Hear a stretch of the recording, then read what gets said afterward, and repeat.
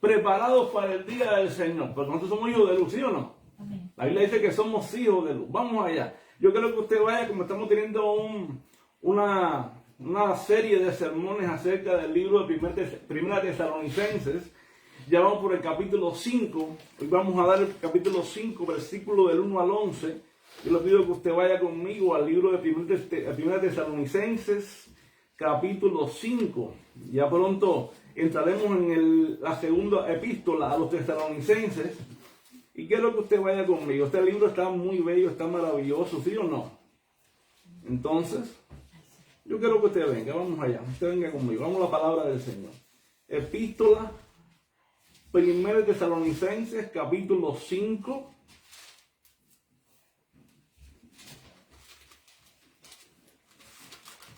Versículo del 1 al 11. Dice la palabra del Señor así.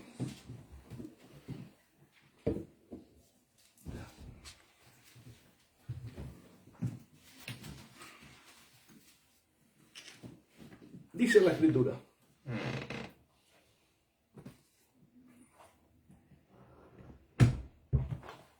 Pero acerca de los tiempos y de las ocasiones, no tenéis necesidad, hermanos, de que yo os escriba, porque vosotros sabéis perfectamente que el día del Señor vendrá así como ladrón en la noche. Porque cuando digan paz y seguridad, entonces vendrá sobre ellos destrucción repentina, como los dolores a la mujer encinta, y no escapará. Dice, mas vosotros, hermanos, no estáis como en tinieblas, para que aquel día os sorprenda como ladrón. Porque todos vosotros sois hijos de luz e hijos del día. No somos de la noche ni de las tinieblas. Por tanto, no durmamos como los demás, sino que velemos y seamos sobrios. Pues los que duermen de noche duermen, y los que se embriagan de noche se embriagan. Pero nosotros, que somos del día, seamos sobrios, habiéndonos vestidos con la coraza de fe y de amor, y con la esperanza de salvación como yelmo. Porque no nos ha puesto Dios para ira, sino para alcanzar salvación por medio de nuestro Señor Jesucristo, quien murió por nosotros, para que, ya sea que velemos o que durmamos, vivamos juntamente con Él. Por lo cual, animaos unos a otros, edificaos unos a otros, así como lo hacéis. ¿Sabes cosa, hermano?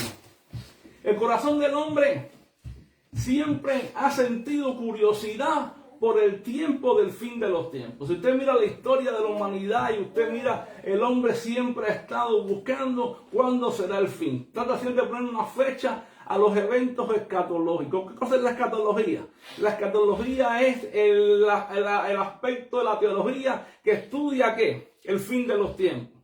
Y usted ve siempre en la historia que han surgido hombres buscando ¿qué? ¿Cuándo vendrá el Señor Jesucristo? Sacan cálculos matemáticos en qué fecha viene. Si viene en el 1980, si viene en el 1930, si viene en el 1854. Por eso se han levantado tantas sectas hoy en día, calculando el fin del tiempo y poniendo fechas fallidas en cuanto a la venida del Señor.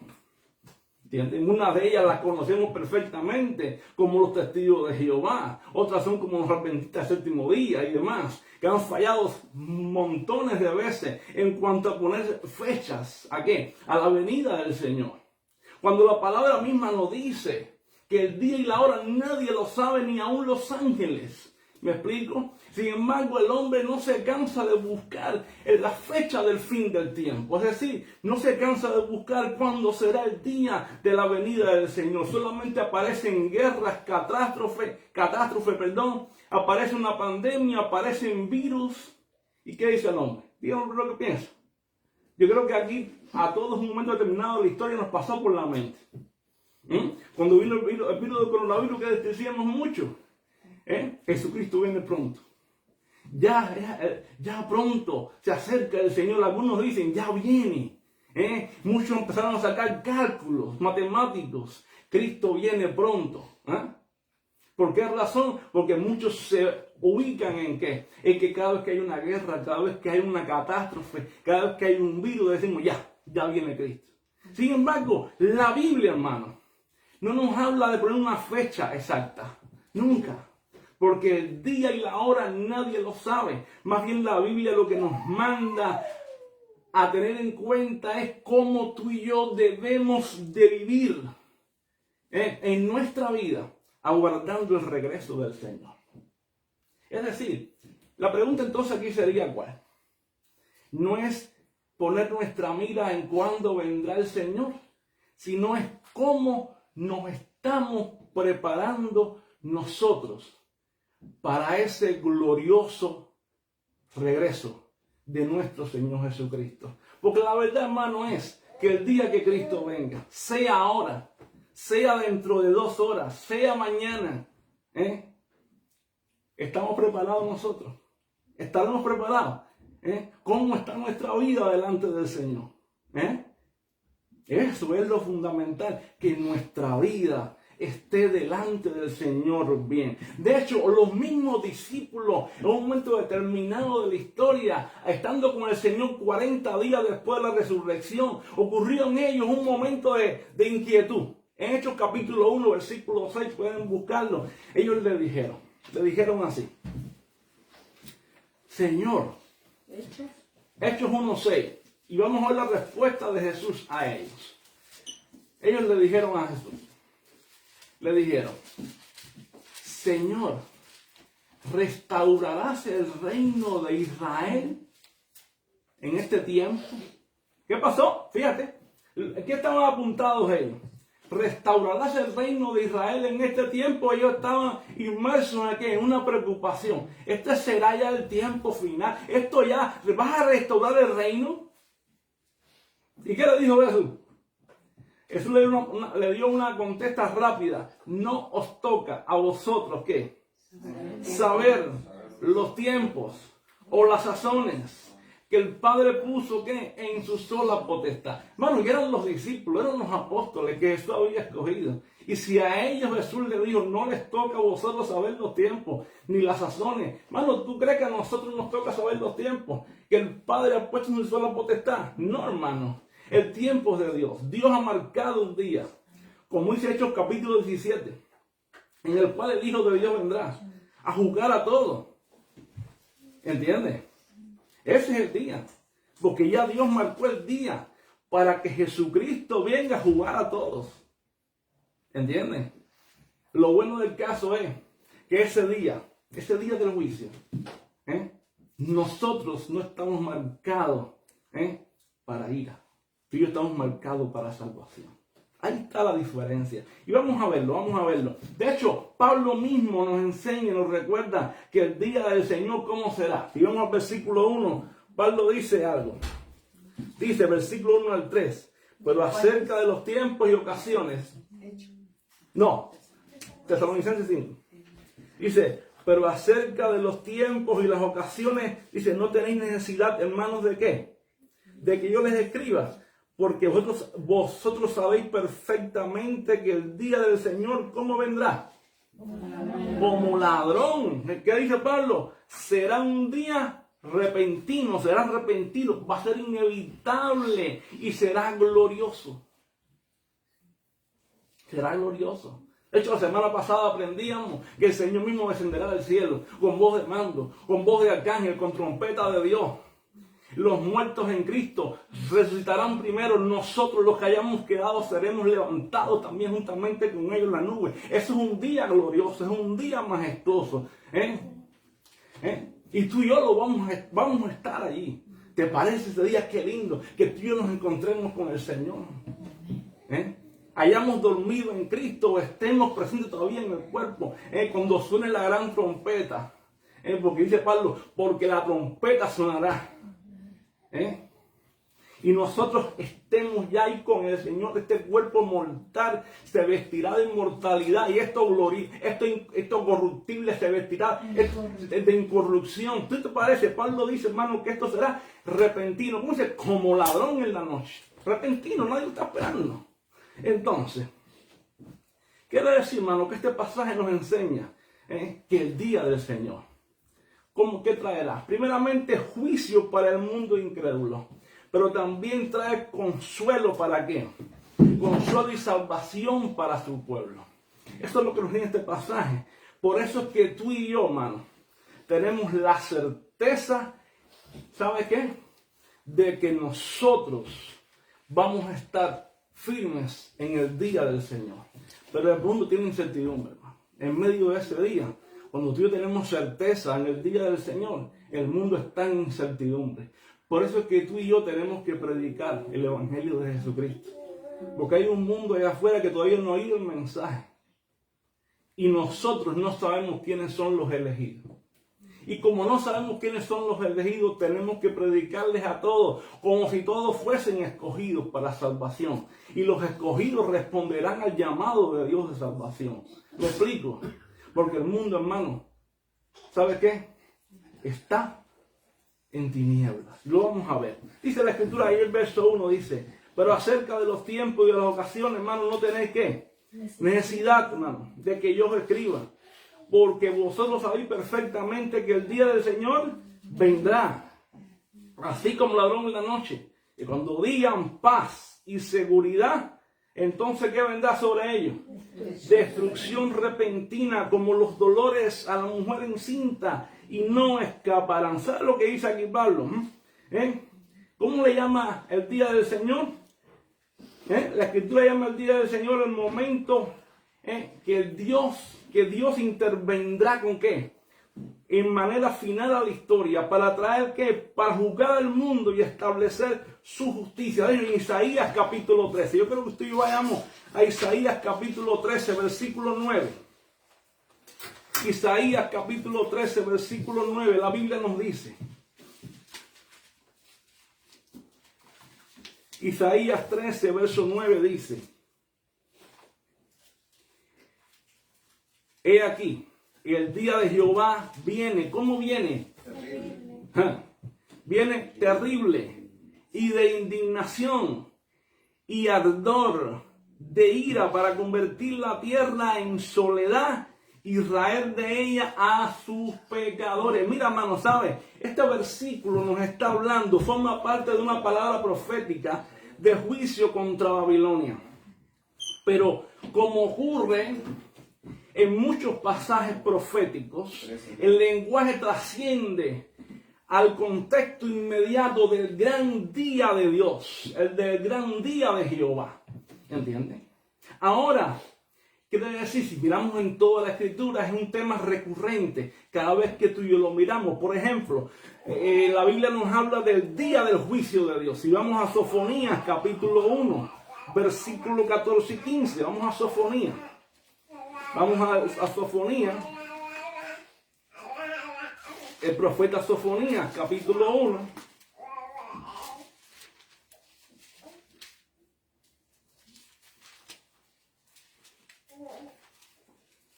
Versículo 14 y 15. Arriba. ¿Quién lo lee o tiene por ahí? Vamos. Cercano está el día grande de Jehová. Sí. Cercano y muy próximo. Es amarga la voz del día de Jehová. Gritará allí el valiente. Día de ira, aquel día. Día de angustia y de aprieto. Día de alboroto y de asolamiento. Día de tiniebla y de oscuridad. Día de nublado y de entenebrecimiento. ¿Qué dice? ¿Cómo es ese día? Dice, lo describe como el día de la ira, como el día de angustia. Lo describe como un día de aprieto. ¿Te das cuenta? Lo describe como ese día de la ira, como ese día de angustia, como ese día de aprieto. Es más, tiene un alcance general. ¿Por qué razón? Porque tiene un alcance final, un alcance escatológico. Y aunque el anuncio, hermano, aquí en el libro de Sofonías, se está dirigiendo a Babilonia, el lenguaje, cuando habla de tierra desolada, pecadores arrancados, ¿está hablando de qué? ¿De qué nos está hablando? Nos apunta a la dimensión mayor, no solamente a la Babilonia, sino que nos está apuntando ahora a un fin, al final de los tiempos. al día del Señor, al juicio que vendrá, al día de cuando Cristo venga y los pecadores serán juzgados. Nos está apuntando a eso este texto. ¿Me explico? Es decir, el juicio final y definitivo sobre todo este mundo que ha sido pecador. Ese es el día del Señor. De hecho, si vamos a segunda de Pedro, capítulo 3, versículo 10, Pedro lo confirma de una manera contundente cuando dice que el día del Señor vendrá como ¿qué? Como ladrón en la noche. Pedro confirma las palabras de Pablo, confirma las palabras de Sofonía, confirma las palabras de Isaías. Dice, el día del Señor vendrá como ladrón en la noche, en el cual los cielos pasarán con grande estruendo, y los elementos ardiendo serán deshechos, y la tierra y las obras que en ellas hay serán ¿cómo? Serán quemadas. ¿Está hablando de qué? De un día de ira, de un día de angustia, de un día de aprieto, que vendrá como ladrón en la noche, que nadie lo está esperando. ¿Me explico? Entonces, el contraste está en la vida de los que no son y del creyente. Ahí vemos un contraste. ¿Por qué razón? Porque para los que rechazan a Dios, este día será un día de terror, hermano. Pero los que esperan en Cristo, será un día de cumplimiento. Será un día de cumplimiento. ¿Cumplimiento de qué? Cumplimiento de la consumación de la salvación. De la gran promesa, de la gran venida de nuestro gran Dios y Salvador Jesucristo. Hoy leíamos, cuando empezó el culto, la palabra que decía que Jesucristo es la esperanza bienaventurada. ¿Por qué razón? Porque tú y yo estamos esperando la esperanza bienaventurada de la manifestación gloriosa ¿de quién? De nuestro Señor Jesucristo. Por eso esto es nuestra esperanza bienaventurada. ¿Sabe por qué? Porque tú y yo estamos esperando esa llegada. Porque cuando Él venga, hermano, dice Colosenses capítulo 3. Colosenses capítulo 3 dice, si habéis resucitado con Cristo, buscar las cosas de arriba donde está Cristo sentado y no desde la tierra. Porque nuestra vida, ¿dónde está? Escondida con Cristo en Dios. Ahora dice, y si nuestra vida está escondida con Cristo en Dios, entonces dice, porque cuando Cristo vuestra vida, ¿ves? Versículo 4, se manifieste, entonces nosotros seremos manifestados con Él en gloria. Qué bueno que nuestra vida, hermano, tiene un ancla segura en que cuando Cristo se manifieste, nosotros también seremos manifestados con Él en gloria. Por eso 1 Tesalonicenses capítulo 5, ahí mismo en el versículo 9, nos dice, porque a nosotros, los cristianos, los creyentes, dice la Escritura, ¿qué dice? No nos ha puesto Dios ¿para qué? Para ira, sino para alcanzar salvación por medio de nuestro Señor Jesucristo. Quiere decir, a ti y a mí Dios nos ha puesto para ira. En la segunda venida será el juicio final. Será el juicio final. Pero ese día, cuando Dios juzgue a las naciones, ese día los no cristianos serán juzgados por todos sus pecados, pero nosotros los creyentes seremos juzgados, pero no un juicio de condenación, sino un juicio de salvación. ¿Ven? Será juicio de recompensa. Y ahí será la voz de Dios diciendo, oh buen siervo y fiel, en lo poco fuiste fiel, en lo mucho te pondré. Es un texto muy mal interpretado por muchos, sobre todo en la prosperidad, que dicen que porque tienen poco y después tienen mucho, dice que ahora Dios lo puso en lo mucho. No, no es eso. No, es ese día, en el día del Señor, cuando Cristo está ahí para el juicio y levante a su iglesia, oh buen siervo y fiel, ven, entra ahora en el gozo del Señor, ven, en lo poco fuiste fiel, ahora en lo mucho yo te pondré. Gloria a Dios, qué bueno, hermano, gloria al Señor. Ahora Pablo usa aquí dos ilustraciones, ¿cuáles son? Dice, y es que vendrá primeramente como ladrón en la noche. ¿Y cómo viene como ladrón en la noche? ¿Cómo llega el ladrón en la noche? De repente, sin que nadie lo espere. Llega inesperado. ¿Usted espera algún ladrón en la noche siempre? Usted no lo espera. Usted se acuesta a dormir tranquilito. Es más, a veces usted se acuesta y deja la ventana abierta. No, ¿verdad? Sobre todo en los tiempos de calor. Dice, abre las ventanas, deja toda la ventana abierta. ¿Por qué? Porque no va a entrar nadie. Y el ladrón, como dice, llega inesperado. Nadie lo está esperando. Pues dice Pablo que el Señor vendrá inesperadamente. Pero hay una buena noticia, hermano. Hay una buena noticia. Que esa inesperada llegada del Señor, eso no es para nosotros. Tú y yo sí lo vamos a esperar maravillosamente. ¿Por qué razón? Porque eso es para los que están en tinieblas. Porque nosotros no somos las tinieblas, somos hijos de luz, somos hijos del día. Y por eso tú y yo podemos, ¿sabes qué? Estar apercibidos de cuando el Señor viene. Vamos a verlo ahorita, tú verás. Ahora dice Pablo, lo segundo que Pablo apunta es que cuando digan paz y seguridad, entonces ¿qué vendrá? ¿Cómo qué? Como la mujer encinta y no escaparán. Un momentito. Ahora, Pablo usa aquí los dolores de qué?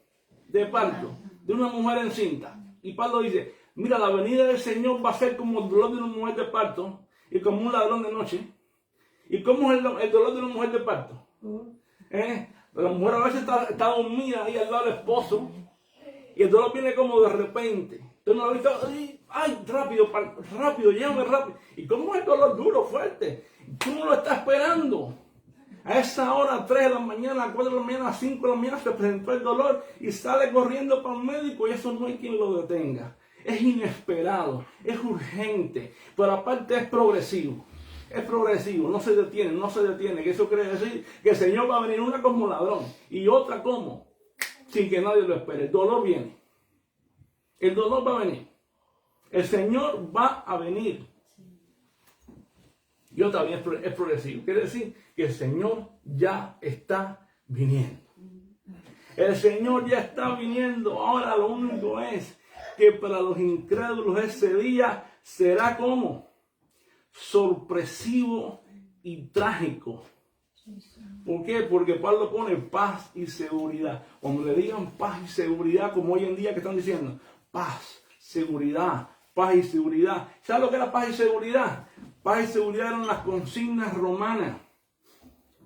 Pero tú y yo tenemos una cosa que tenemos nosotros los cristianos, que tenemos una paz verdadera. Cristo dijo, mi paz os doy. Mi paz os dejo. Juan 14:27. No, mi paz no es como el mundo la da, sino solamente como yo la doy, dijo Jesús. Qué diferente la paz de Dios a la paz nuestra, ¿verdad? ¿Sabes por qué? Porque la paz de Dios sobrepasa todo entendimiento. La paz de Dios rompe todas las barreras. La paz de Dios hace que tú y yo en medio de la tormenta sintamos paz. Ese es el shalom de Dios. El shalom de Dios dice que en medio de cualquier prueba que estemos pasando, ahí hay paz. Estás bien, hay paz. Estás mal, hay paz. Hay lucha, hay paz. Esa es la paz de Dios. Esa es la paz de Dios. Entonces, quiere decir, hermano, es más, Jesús dijo algo más, que el día del Señor vendrá como los días de Noé. ¿Por qué? Porque estaban en tinieblas. Estaban en tinieblas. Dice que ellos no entendieron que el diluvio venía. Noé les avisó. Sino, ¿qué pasó con el diluvio? Dice que se los llevó a todos. Pues así será el día del Señor. Los que no entendieron, los que no oyeron, serán llevados. Será como en los días de Sodoma y Gomorra. ¿Qué hizo Dios? Llovió fuego y azufre. ¿Sobre qué? Sobre la ciudad de Sodoma y Gomorra, porque no quisieron oír. ¿Qué ocurrió? No pudieron salir. ¿Quién salió? Solamente los justos que habían sido escogidos para salvación. Es decir, hermano, el mensaje es claro. ¿Por qué razón? No estamos llamados a calcular fechas. ¿Por qué razón? Sino estar preparados para la venida del Señor. Ahora, ¿cuál es nuestra identidad como cristianos? En este día, en esta hora. ¿Cuál es nuestra identidad como creyentes? Porque ahora es bueno que entendamos quiénes somos nosotros. Si vamos rápidamente al versículo 4 y 5, la Biblia dice, más vosotros, ahí está la diferencia. Aquí Pablo le estaba hablando a la iglesia y le estaba diciendo, esto es con aquellos que no lo son. Ahora dice, más vosotros. ¿A quién le habla ahora? Al creyente. Con ustedes ahora es diferente. Le dice Pablo, más vosotros hermanos, ustedes no, voy a parafrasear el texto. Ustedes no están en tinieblas para que aquel día os sorprenda como ladrón. ¿Viste la diferencia? ¿Viste? El día del Señor vendrá como ladrón en la noche, ¿para quién? Para los que no son cristianos. ¿Te dan cuenta lo mal que usamos ese texto? Cuando decimos, el Señor vendrá como ladrón en la noche. Y nos lo aplicamos nosotros mismos. No, la iglesia va a estar apercibida ¿de qué? Del día del Señor. ¿Por qué razón? Porque dice, mas vosotros hermanos, no estáis en tinieblas para que el día os sorprenda como ladrón, porque todos vosotros sois hijos de la luz e hijos del día, y no somos de la noche ni de las tinieblas. Es decir, la iglesia va a estar apercibida del día del Señor. ¿Por qué? Porque esa va a estar velando, esa va a estar sobria, esa va a estar apercibida de su Señor. Porque se supone que una iglesia esté en relación con Dios. ¿Me explico? Quiere decir que el cristiano no vive en oscuridad. No, el cristiano no vive en oscuridad espiritual. El cristiano tiene que vivir en relación con Dios. Un cristiano genuino, nacido de nuevo, tiene que vivir una relación íntima con el Señor. Una relación personal con Dios. Se supone que una persona que ha nacido de nuevo tiene que leer la palabra, tiene que orar, tiene que buscar a Dios, tiene que vivir apartado del pecado. Es imposible. ¿Sí o no? Mira, muchas veces nos llenamos la boca de decir, somos la ¿qué? Esposa de... La esposa del Cordero. Y Él es nuestro esposo. Y Él es la cabeza, ¿no decimos? Pues mira, Lari es mi esposa. Yo soy su esposo. Yo soy su cabeza. Pero es imposible que ella y yo no tengamos todos los días comunicación. Todos los días nos hablamos, todos los días nos mimamos, todos los días nos decimos cosas bonitas, todos los días nos besamos, todos los días tenemos comunicación, todos tenemos relación. Es imposible que un cristiano genuino todos los días no tenga comunicación con Dios. Todos los días comemos juntos. Todos los días ella prepara comida y yo como con ella. ¿Entiende? Ella come conmigo. Tenemos una relación mutua. Así mismo tiene que ser la iglesia con Cristo. ¿Entiende? Es imposible. Es imposible que no haya relación. ¿Por qué? Porque somos hijos de la luz. ¿Y qué significa ser hijos de la luz? Significa que tú y yo hemos sido trasladados ¿de qué? De la potestad de las tinieblas al reino de su amado Hijo. ¿Dónde lo encontramos? En Colosenses capítulo 1, versículo 13.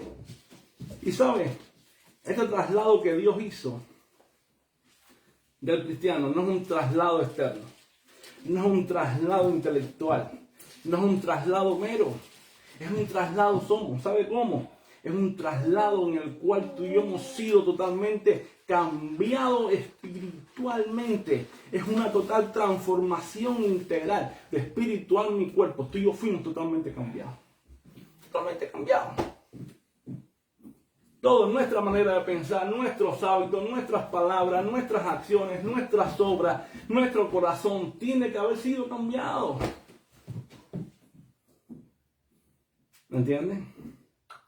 ¿Por qué razón? Porque es imposible que tú y yo hayamos sido trasladados de la potestad de las tinieblas al reino de su amado Hijo. Y suponte, nuestras palabras queden en la potestad de las tinieblas y nuestra mente quede en el reino de Dios. ¿Sí? O mi vida quede, o nuestra vida quede en la potestad de las tinieblas y mi corazón quede en el reino de Dios. No, porque donde está mi corazón va a estar ¿qué? Mi vida. Donde está mi mente va a estar todo. Es imposible que mis palabras y mi cuerpo queden en un lado y en el otro. No, todo va a estar en el mismo lugar. Entonces, esto es un cambio integral, un cambio general, lo que Dios hizo. Somos hijos de luz integralmente, espíritu, alma, cuerpo, mente, acciones, obras. ¿Me explico? Por ejemplo, vamos al libro de Éxodo, capítulo 10, versículo 23. Voy a usar un ejemplo del Antiguo Testamento. Permiso. Perdón.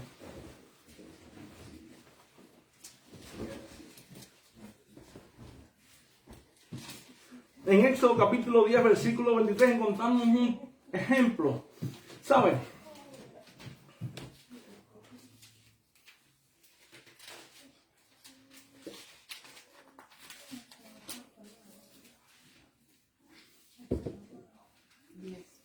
Sí, Éxodo 10, 23. Ahí encontramos en Egipto estaba la plaga de tiniebla. ¿Te acuerdan las 10 plagas? Pues ahí estaba la plaga de tiniebla sobre Egipto. Y mira la diferencia cuál era. ¿Quién me la dice? Vamos. Ahí desde el versículo 15 más o menos está la plaga de tiniebla. Nadie veía nada. Tanto en el versículo 20 dice, ninguno vio a quién. A su prójimo. Ni nadie se levantó de su lugar en 3 días. Mas todos los hijos de Israel tenían luz en sus habitaciones. ¿Viste la diferencia? Egipto, hermano, estaba en tinieblas total. Nadie se veía. ¿Y qué pasaba con los hijos de Israel? Tenían luz. Para ellos no había tinieblas. Si lo aplicamos ahora, voy a hacer una aplicación ahora, voy a hacer una aplicación aquí, a tipología, vamos a hacerlo así. Egipto puede ser el mundo. Y los hijos de Israel van a aplicarlo como que fueran ser la iglesia. El mundo está en tinieblas, el mundo no ve nada.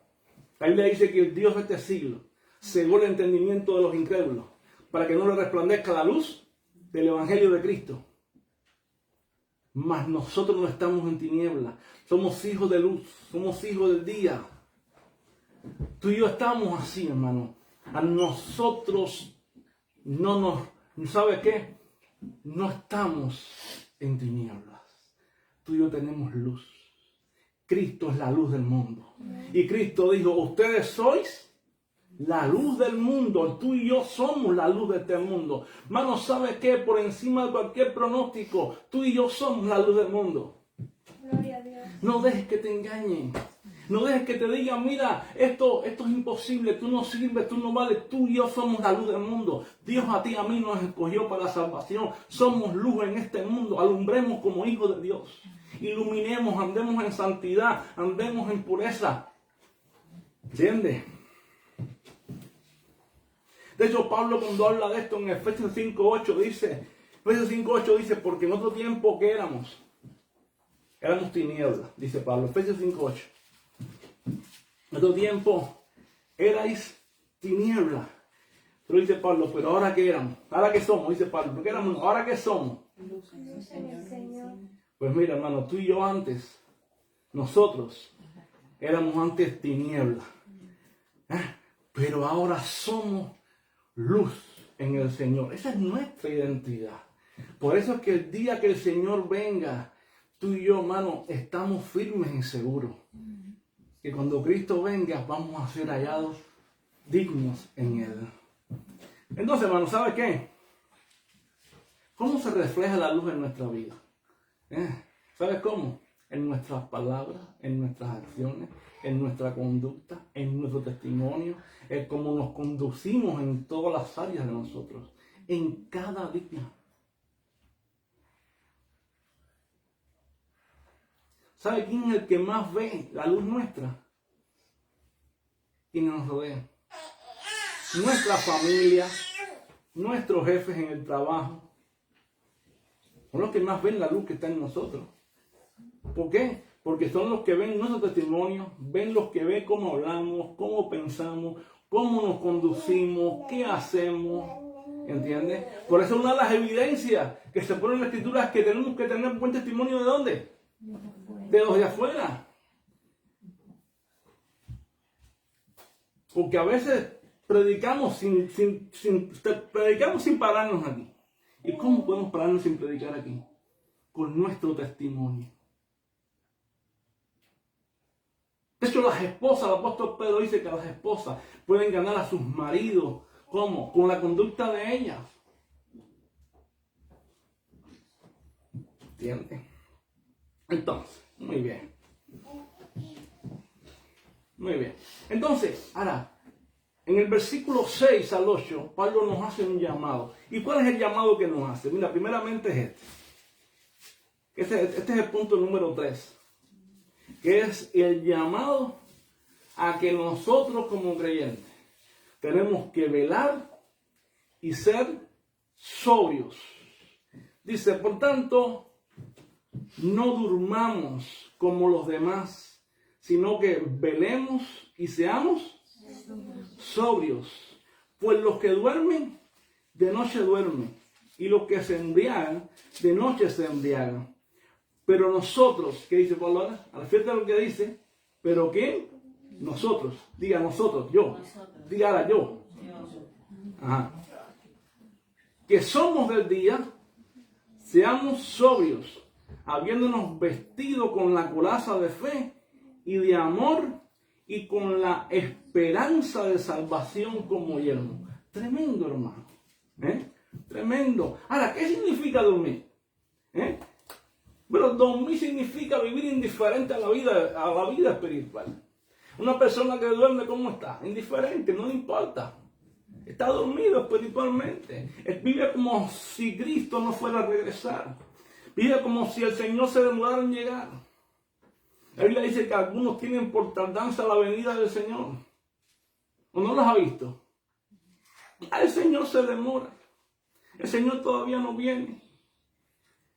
Dice, espérate, ten en cuenta que el día todavía se acerca. Muchos todavía dicen, ¿para qué voy a congregarme si de todas maneras, dice la Biblia, no dejando de congregarse como algunos tienen por costumbre, más sabiendo que aquel día ¿y de qué está hablando?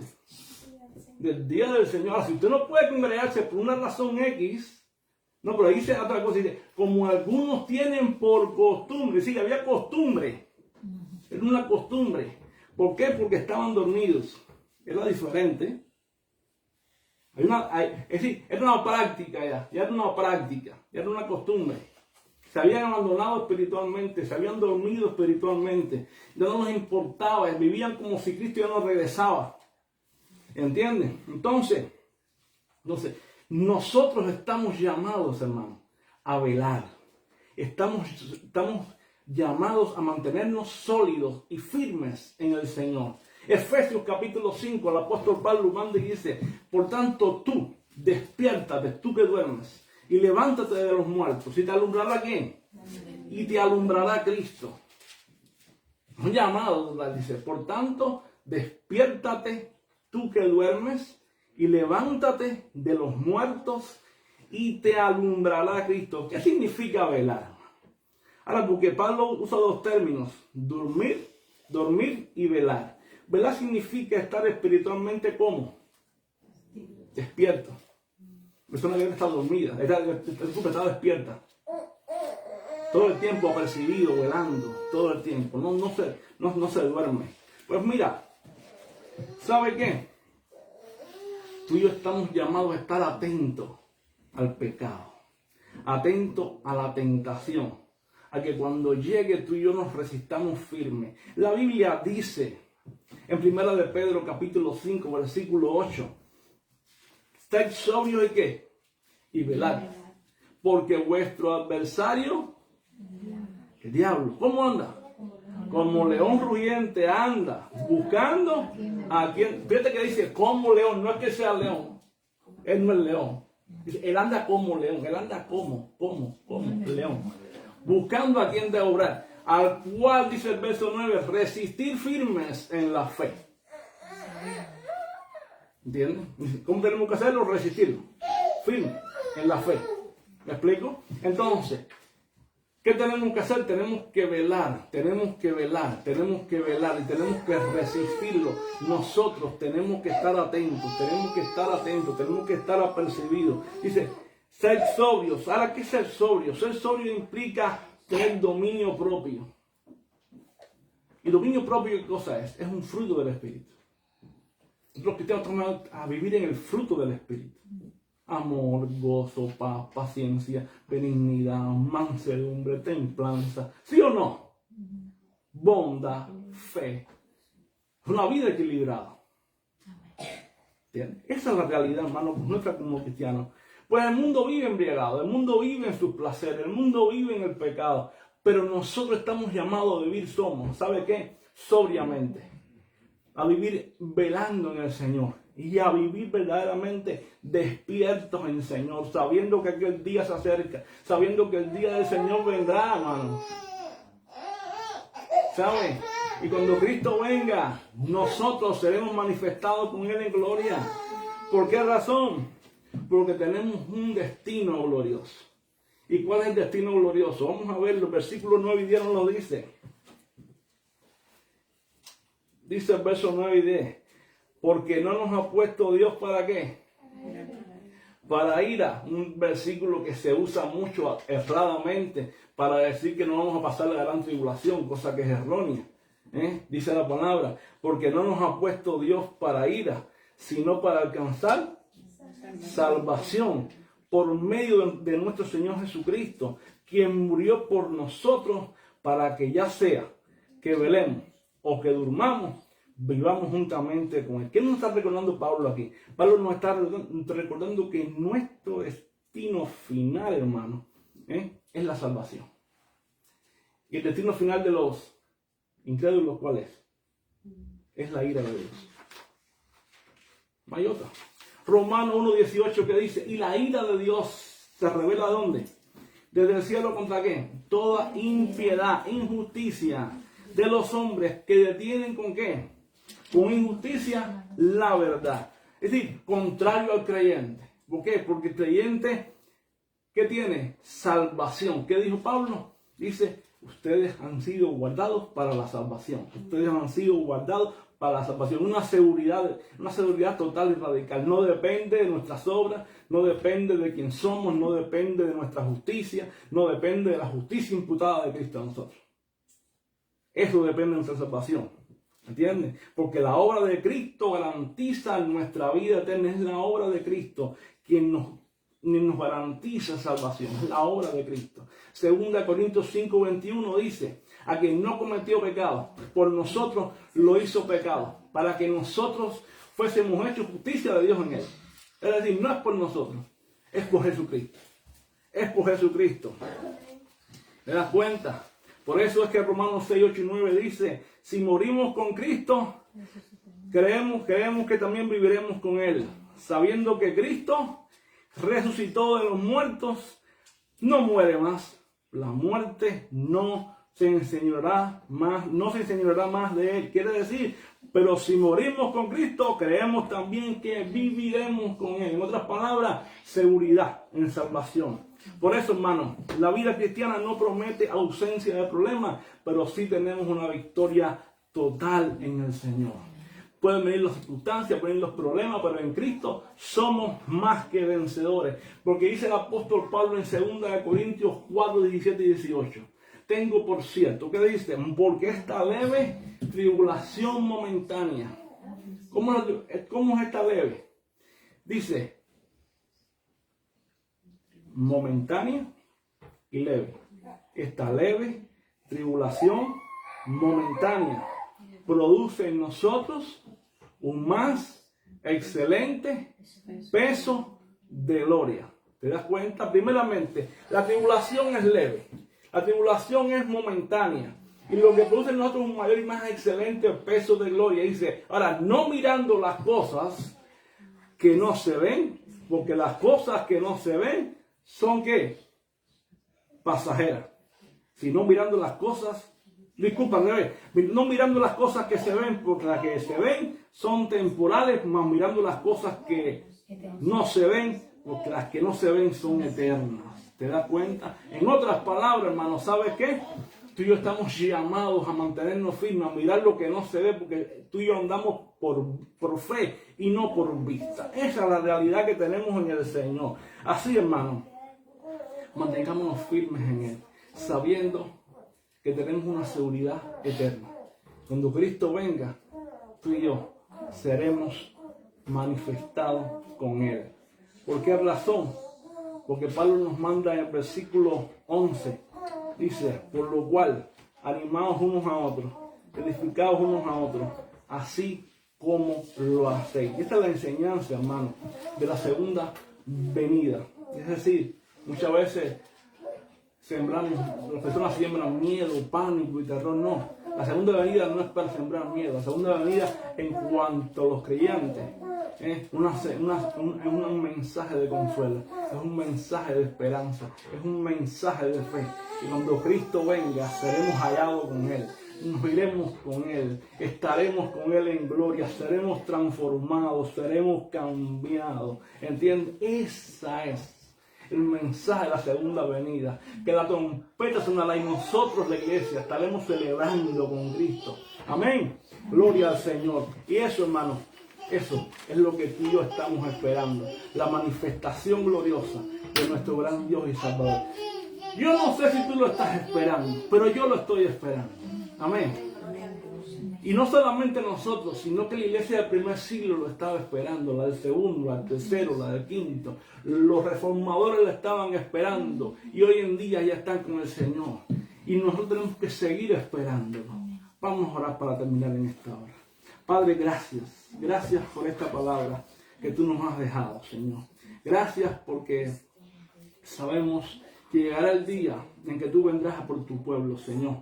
Llegará el día en que tú, Señor, bajarás del cielo y las trompetas sonarán y tú con voz de mando, con voz de arcángel, con trompeta de Dios, descenderás y los muertos en Cristo resucitarán y nosotros, si hemos quedado, Señor, seremos arrebatados también en las nubes, Señor. Gracias, Padre, que ese día, la segunda venida tuya, Señor, será glorioso, Señor.